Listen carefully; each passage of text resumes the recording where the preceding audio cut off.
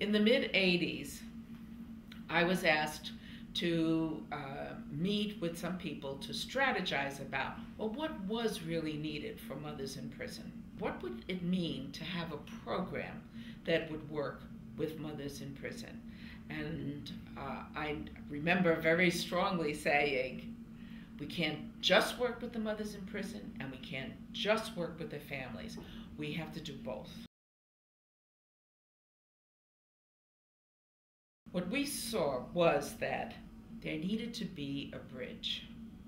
There needed to be a bridge between the mother in prison and the relative and the children at wherever they were. And there needed to be that communication as well as the support that was given to the family that was probably an instant family.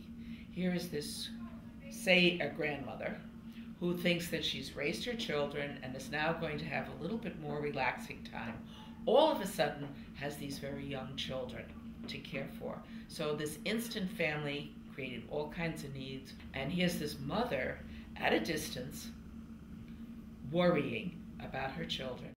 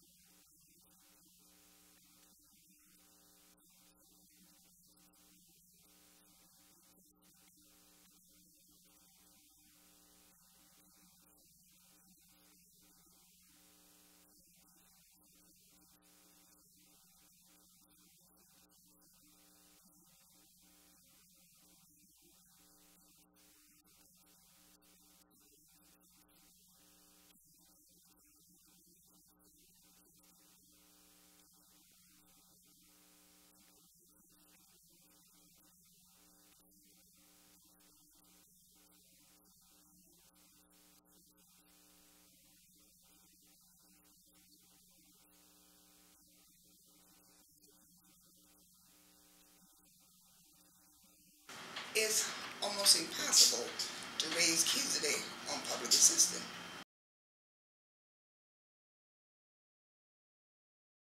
The kids grow up, everything costing, sky high. And you're not trying to raise your kids on, name brand clothes or food or whatever like that, but it's expensive. Yo le dije que yo no tenía dónde vivir, yo no tenía nada.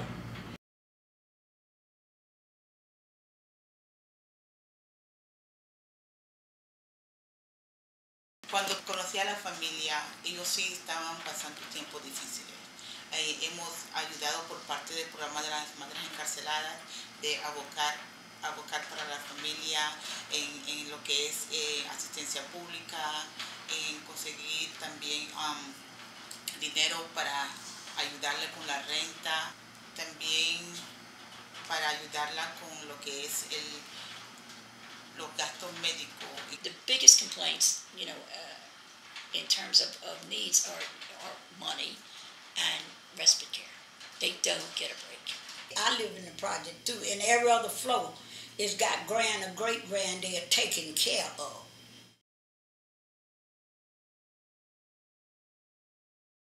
Because the lady that I'm telling you now I'm going to bring to the grandparents group, she's still on the second floor. She got her daughter's kid, and I mean, she, it's something else,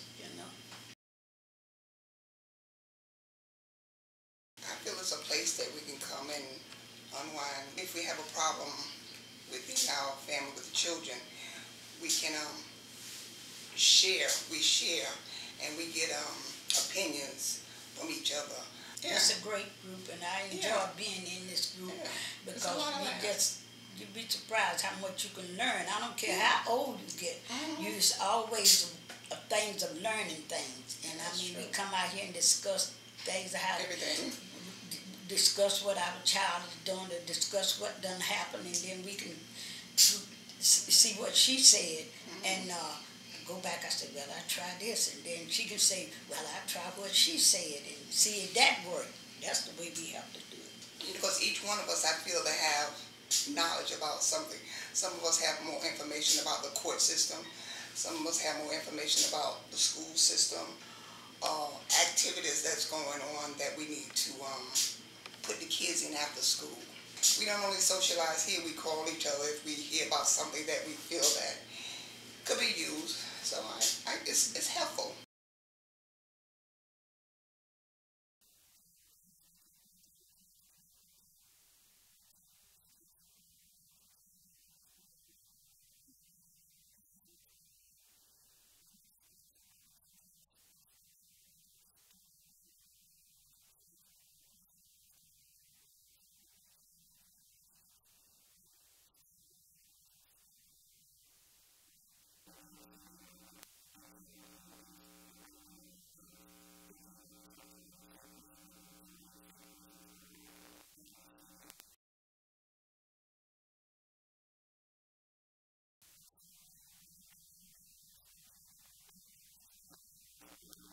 When my daughter was in Abion, and you had to go, when you get up there, you just like they is, you're a prisoner.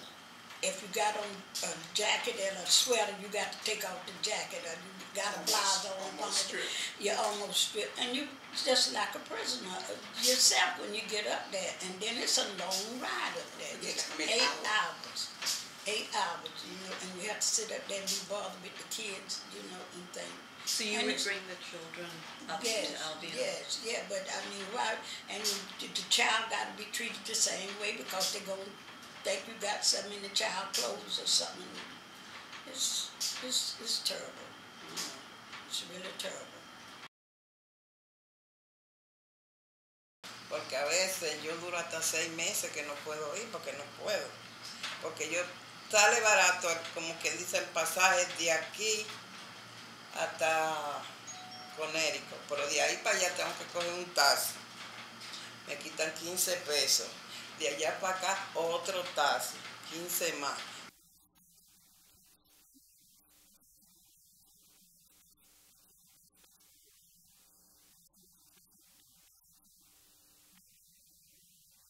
Es bien triste allá adentro, cuando las niñas se van, requiere. ¿Cómo es? Las niñas, ahora últimamente las muchas veces que yo he ido, yo no la he visto a ellas como llorando mucho, pero hay muchas niñas que cuando van, será la primera vez o la segunda vez que se rompen a llorar. Bueno, bien De tener que dejar a la mamá. dejar a la mamá atrás.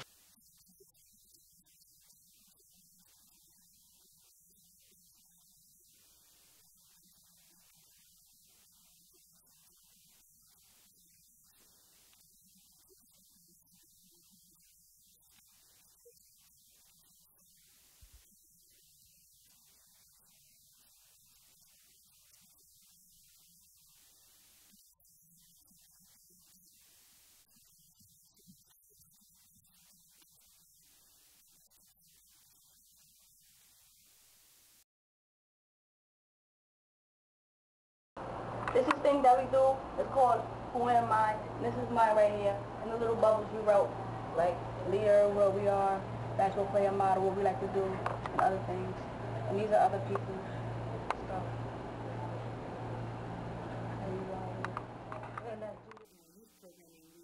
We try to provide kids a chance to be in what we call a safe environment where they're with other kids who have had the same experience. Children want to have times when they can sort of just be distracted and just be kids, but we also want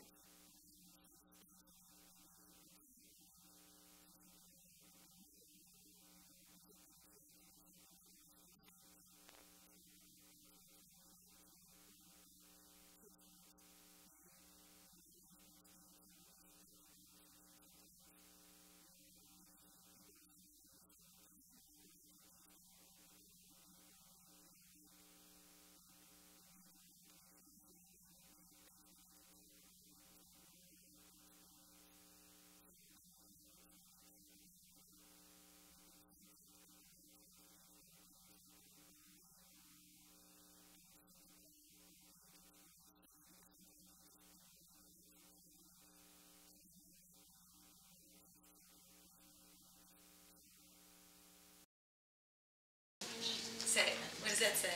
I love my sister. Now say it like this. Go. I love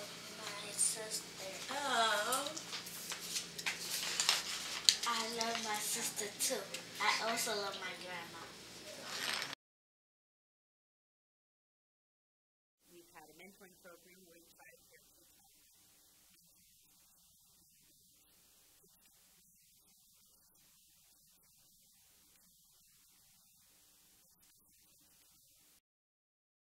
What do you do with Allison?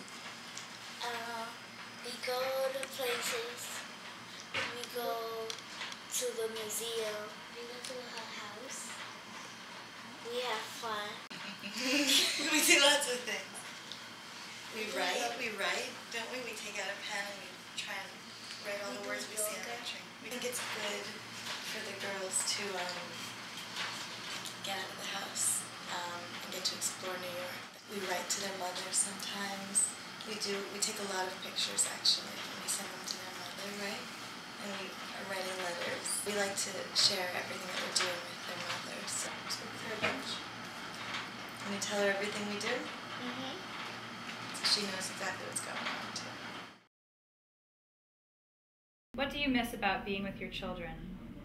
I miss waking my kids each morning to go to school, preparing breakfast and lunch for them, ironing their uniforms, braiding their hair, receiving their kisses goodbye before school, and the "we love you, Mom." I miss when I'm in my bed. They come to my bed and curl up beside me. I miss when they help me prepare dinner for them, or when they help me clean the house. I miss them helping me wash the dishes. I miss them coming to me with their problems. I just miss my kids. I just love my kids.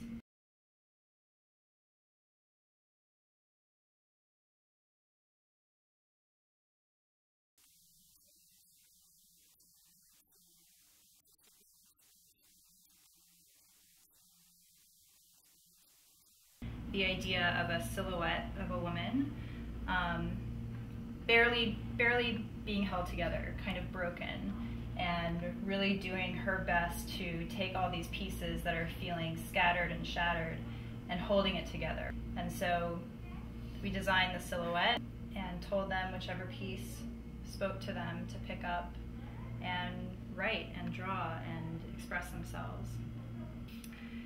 Being without my family, especially my kids, is like if my body is falling apart. The first thing felt of my body was my heart. The hands that I long to use to braid their hair, to cook their breakfast, lunch, and dinner, with the hands that when they are touched, they would know that there ain't no love like their mother's love. These hands miss my baby so much. My head, constantly thinking about my situation, wondering, when is my incarceration going to end? See, not knowing what the outcome of my situation is makes me want to lose my head. But I must be strong. I always think for my children, I must not lose my head.